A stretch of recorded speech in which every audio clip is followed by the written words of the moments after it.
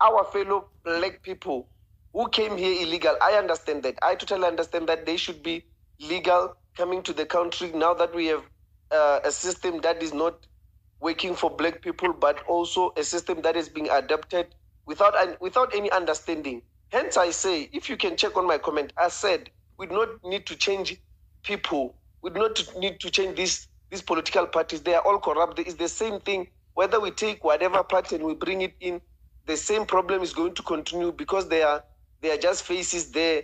They are being funded by Western people. So what we need to do is to change the system. Like if we can fight to change the system, then I'm telling you, we will win this thing. But for as long as we sit here, we're trying to fight on the same level, on the ground level, with the mentality that we need to be led by somebody that is going to come from a certain political party. I know, we are wrong. Maybe the government of national unity can work.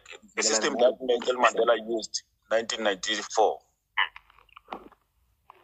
Okay, guys. This thing is like this. I think we are getting out of what we were talking about, but let me put it like this so that everyone understands. King is 100% right as to how we got divided. But the reality is we are divided. The question is, how do we move forward? The nation starts at home. Amspamandla Biela. Kiti Kuwa Biela. So if I work, I first provide for the Bielas. You may be Zulu, you may be my neighbor. I'm not going to try and feed you after not having fed my family. That has nothing to do with the religion or anything. It's just nature of life. If you are in the same family, I'm going to start by feeding myself. Yes. I'm going to feed my kids. I'm going to feed my direct family, and then I'm going to spread to the family. That is how it works. Now, that's what I'm talking about, what I'm saying. Who's hiring these people? I understand that these are my brothers, and I work more with them than I work with anyone in the country because the skills that they have and their way to spot the market and things. I want you to understand this. I understand the political part of it as to how it's ruining the country or whatever. But if you're going to fight it, we have to first prioritize the local people. Local people as indigenous here. We are all African, but I'm not indigenous in Nigeria. I'm still African, but I'm not Ochoki from Nigeria. If I'm going to Ochoki, the Ochokis must eat first, then I can eat. Do you understand? After, I can't eat first at the home of Ochokis when the Ochokis have not eaten. That is natural biology. That is how it works. You understand? If South Africans can look at it, that I'm not going to hate anyone because they come from any country whatsoever. I work with everyone. I'm informed by who's going to make profit for me. That's what informs my decisions. What I'm saying is, in my company, if I'm going to hire people, I'm going to look at home, Wabiel, who has the skills that I need first. I'm going to look at my neighbors, who has those skills first. And then I'm going to look to people that I worked with before, studied with before. Understand, that is how it works. Now, if I'm going to import someone from America who's black, because I'm saying he's an African like me, we're leaving someone here who grew up with hunger and saying, because we're divided a religion or whatever, everybody that is crying, they are crying in that context. If we understand that, they are crying in that context but I understand that you are African. You are African, true. But if I go to Limpopo now, and I have a truck, and there are 5 people from Limpopo who has trucks to move whatever mineral to whatever, those people must get the job first. Then if there's a shortage of the 6th truck, then I have the truck, then I can get a job. It's not fair that I can come from here. I'm South African.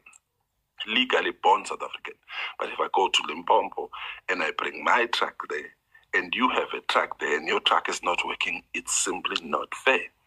I'm talking about South African to South African. So in that context, this is a system that you must fight.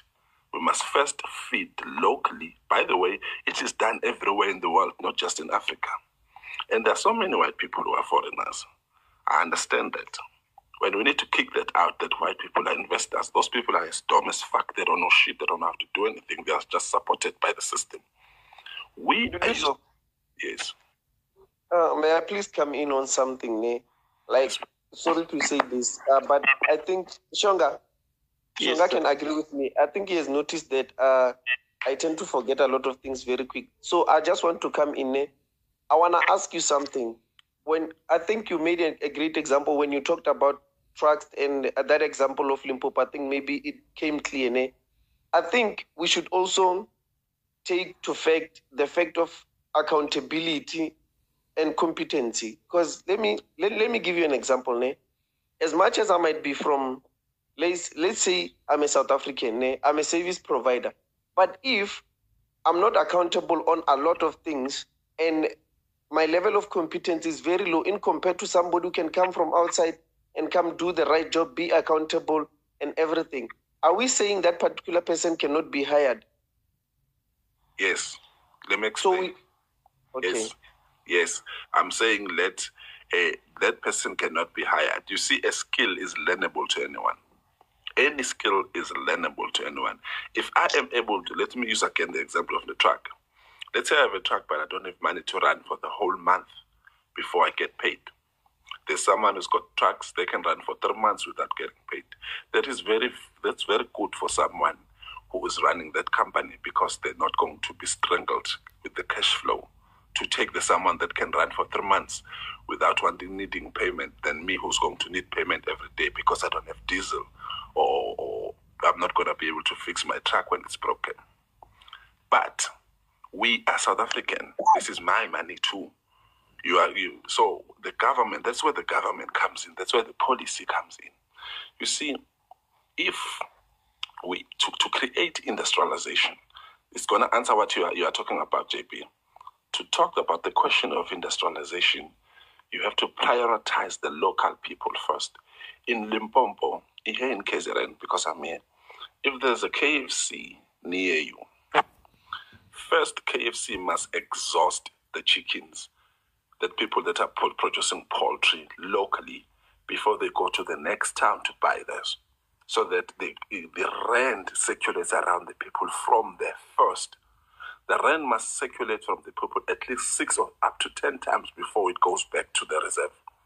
That is what drives the economy.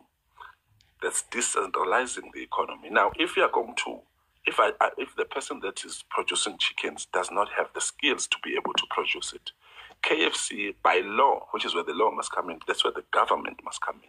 By law, KFC must be forced to train that person, to assist that person to be able to be competent in that job, so that we can create these skills that are short in South Africa to drive the economy. That way, creates industrialization, it decentralizes the economy so that each and every town, each and every province consumes what it produces. And if the surplus, then they can export to the next province, to the next town, to the next city, to the next province, to the next country. That's what would cause job creation. Decentralization, to say, when I look for someone who's best, works for white people, because white people got all the resources, they can do it better. Even if they don't know the thing, they can buy someone who can do that job.